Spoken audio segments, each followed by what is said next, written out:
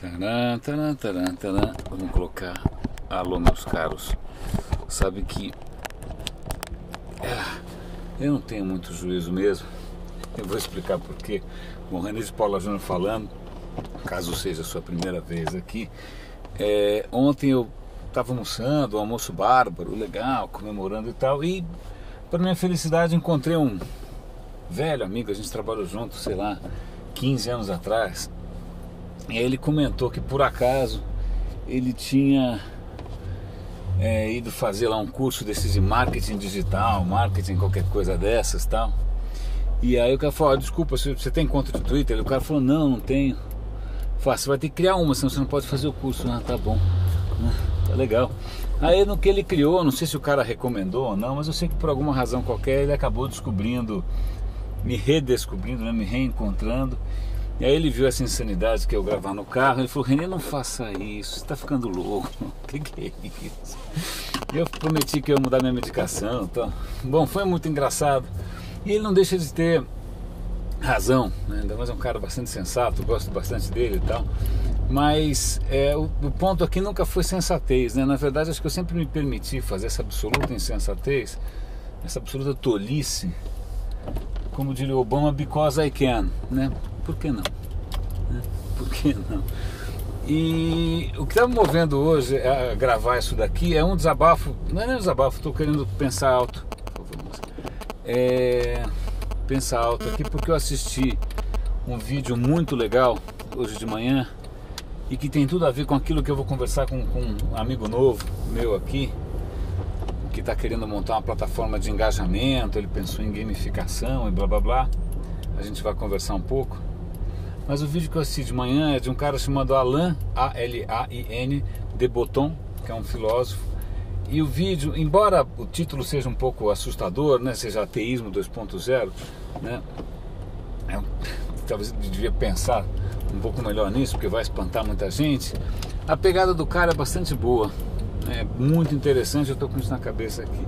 E uma das coisas que ele coloca é assim, independente de crença, se você acredita ou não, tanto faz, a gente tem muito a aprender com as grandes religiões, sobretudo porque elas levam em conta, ou elas talvez tenham uma visão mais realista do que é efetivamente a nossa natureza, né, aquilo que nos motiva, aquilo que nos move, né? Então não só, independente da mensagem, do conteúdo, não vamos pensar em termos de forma, né? Toda religião ela cria ritos, toda religião ela tem um calendário, toda religião repete uma mensagem sempre. Toda religião tem uma questão estética forte envolvida, seja na maneira como o orador, seja lá que for o bispo, não sei quem fala, como é o templo, etc. Tem uma série de mecanismos que qualquer religião usa para, de alguma maneira, compensar ou para levar em conta como a gente funciona, né? A gente esquece, a gente não quer se comprometer tanto, uma informação entra por aqui, sai por ali e tal, né?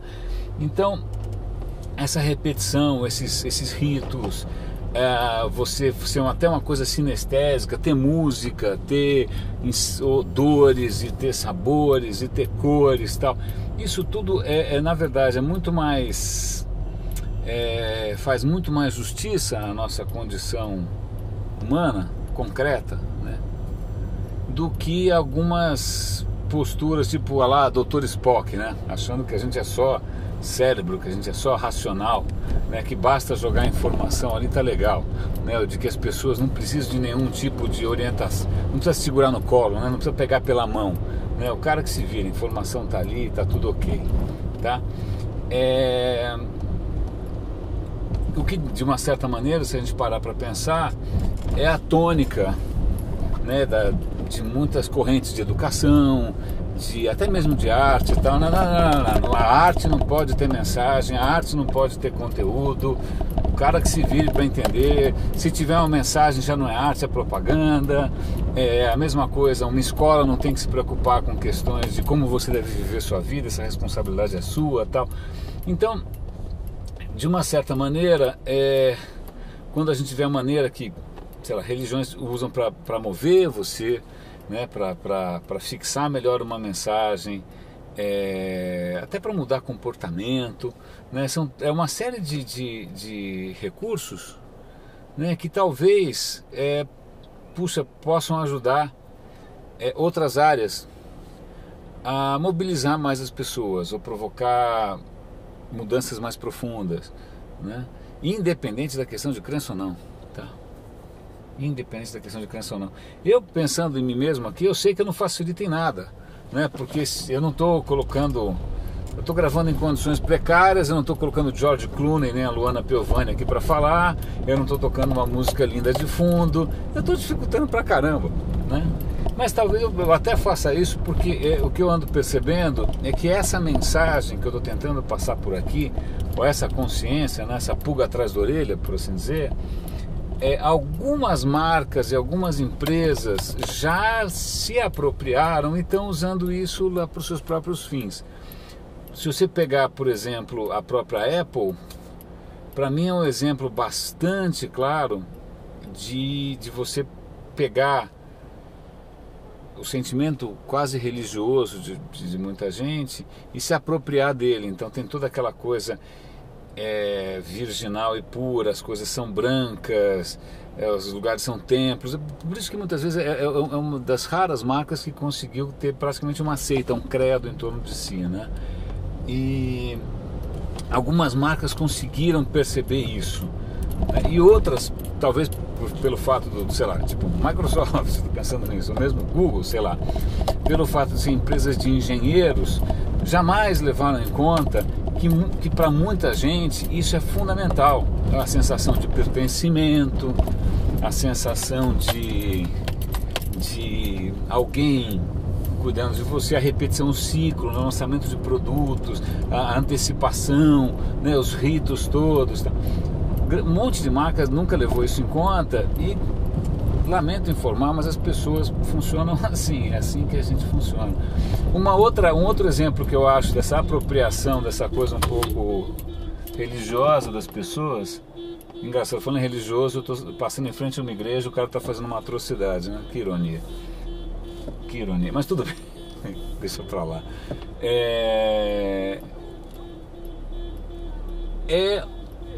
Por exemplo, o fabuloso mercado de eventos, né?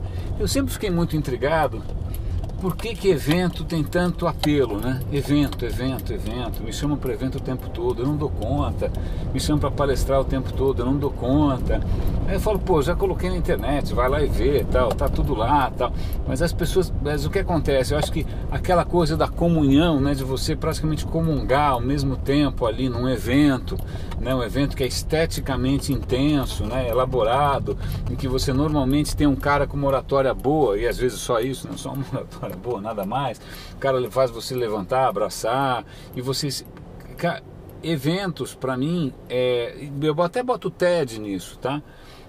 Se apropriam bastante dessa fome que a gente tem de uma boa missa, né?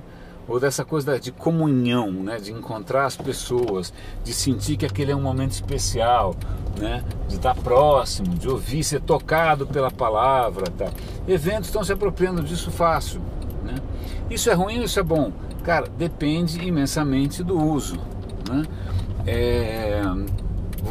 Acho que algumas marcas estão usando ou estão capitalizando, né, essa coisa da natureza humana, né, que inclusive esse lado da natureza humana está hoje mal atendido pra caramba, né? Que é a questão toda de sentido da vida, propósito, questões existenciais, filosóficas, está largado, né? Então, tanto que quem se apropria disso são algumas igrejas um pouco mais avançadinhas, né? Ou então algumas marcas que também se apropriam desse buraco. Às vezes até empresas se apropriam desse buraco, né? Então, algumas marcas se apropriam disso para fazer você comprar um telefone caríssimo a todo ano e jogar fora aquele velho, né? Que coisa menos sustentável, justificável, moderna possível, né? É o fim do resto. Mas alguns eventos usam isso de uma maneira que realmente é fecunda e outras, às vezes, de uma maneira oportunista, né? Algumas coisas chegam praticamente à beira do abuso, abuso da fé alheia, né? Mas é uma questão, a questão em si não é lamentar a nossa condição humana, ou não é querer que a gente seja um vulcano, né, insensível a emoções e tal,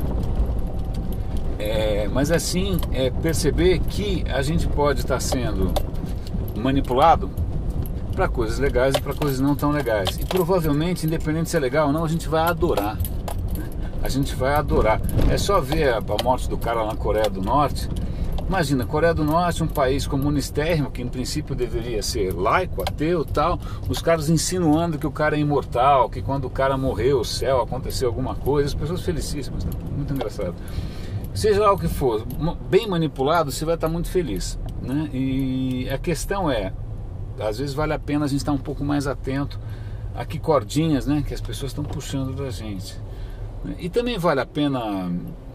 Ok, estou falando isso um pouco por essa questão de como dizer, de conscientização aí, se é que isso interessa para alguém, sei lá eu, mas até pensando no sentido um pouco mais instrumental, pensando se você, na hora em que você, sabe, sei lá, para que você usa o digital, para que você pode ter interesse nisso, mas vamos imaginar que você queira realmente mobilizar as pessoas. Você está facilitando isso? Você está realmente oferecendo uma experiência rica? Você está oferecendo encaixes para o afeto das pessoas? Está levando em conta aquilo que as pessoas precisam? Agora mesmo eu recebi uma mensagem no Facebook, uma amiga minha, a gente estava falando sobre Campus Party, ela falou, bom, já que a gente vai na Campus Party, por que a gente não aproveita o evento para fazer uma coisa assim, assim, assado, presencial? Eu não vou falar o que é para não entregar o ouro, que afinal é a ideia dela. Aí no ato eu falei, pô, adorei, super top, eu vou estar lá de qualquer maneira, tal, e por que a gente não estende essa ideia para isso e tal? Pô, que legal, bacana. Aí um cara falou, não, por que a gente não faz isso via Facebook? Porra, cara, assim, tem de novo lá vamos nós para coisa absolutamente virtual, impessoal, gelada, que aí, pô, você está no Facebook, tanto faz, qualquer dia eu vou, qualquer dia eu não vou acabar não indo, né? Agora, se é alguma coisa que vai acontecer num dia tal, pô, eu vou me preparar, vai ser legal, vou encontrar as pessoas, a gente vai registrar, vai querer fazer de novo, né? Então, muitas vezes é uma iniciativa presencial, bem coordenada, né, bem pensada, né, pensando no quanto as pessoas vão investir nisso de afeto, elas são muito mais ricas e muito mais efetivas em termos de transformação e de qualquer coisa, do que deixar disponível lá, né, na internet, que é a mesma coisa que jogar uma mensagem na garrafa, né, e esperar que alguém pegue, né? Então, fica aqui, acho que daqui a pouco eu estou chegando, eu tenho que chegar, deixa eu até chegar um pouco mais cedo.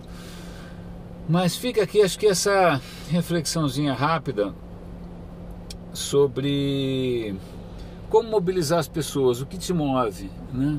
Aliás, se a gente parar para pensar, o que hoje exatamente está mexendo com as suas fúrias sagradas, com a sua fé? Eu até experimentei isso da pior maneira possível, que eu fui fazer uma heresia, né? Meu nome do meio, mas eu fui fazer uma heresia que foi questionar o Anonymous e questionar essas coisas que o Anonymous faz, tal. E aí veio uma fúria, né, praticamente de tudo quanto é lado, de gente furiosa, porque o capitalismo o capitalismo é corrupto, o capitalismo corrompe, E aí eu parei para pensar, falei, cara, que engraçado, né? Na verdade, eu não sei exatamente como, mas conseguiram pegar uma coisa que é da natureza humana, né, que é aquela sensação de raiva ou de desconforto perante uma injustiça, que é quase uma fúria sagrada, que acho que faz parte da natureza humana. Eu já vi ali estudos dizendo que, quando você é uma criança, você assiste alguma coisa que é injusta, aquilo te faz mal, né? E aí os caras conseguiram, de alguma maneira, monopolizar, capitalizar. Tá passando um amigo meu, ele, Renato Steinberg. Ah, que legal, os meninos do Bayern MK, ele nem viu, óculos escuro também, mas depois eu falo com ele, Renato Steinberg. E aí conseguiram capitalizar e colocaram num grande demônio, né, num grande inimigo comum. Cara, isso é tão antigo, isso é tão arcaico, essa história de você conseguir mobilizar o rancor profundo, ainda mais da juventude, né, pegar essa raiva toda e conseguir polarizar no inimigo comum, é uma manobra tão antiga. As pessoas não estão lendo mais o George Orwell, 1984, não estão, tal.